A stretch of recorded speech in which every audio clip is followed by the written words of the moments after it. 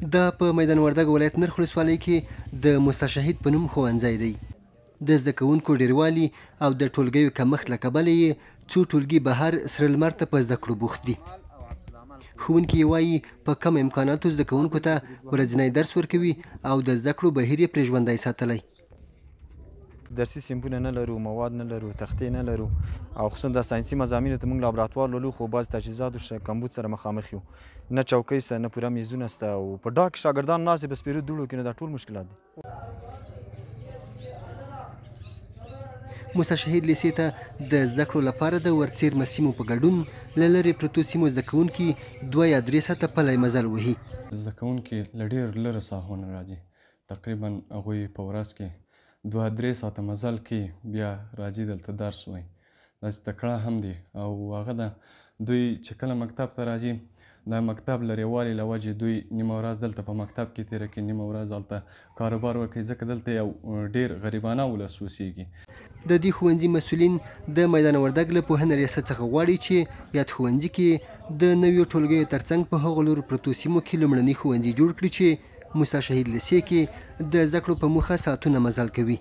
صدمردی قریه 52 کلی لري چې آخرینی کلی د اخندزاده خیلو کلی ده، نو تقریبا 3 ساعته د موږ زده کوونکي له یو طرف نه پیاده مزل کوي.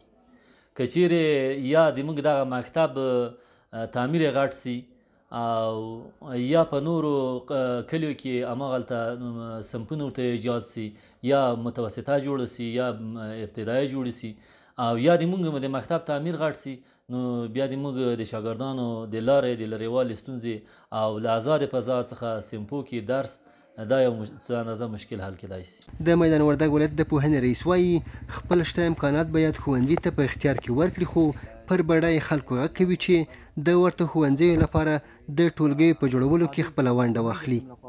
د دې دپاره انشاءالله الرحمن موږ څه خیمې لرو چې هغه اوسې د نصبولو چارې روانې دي.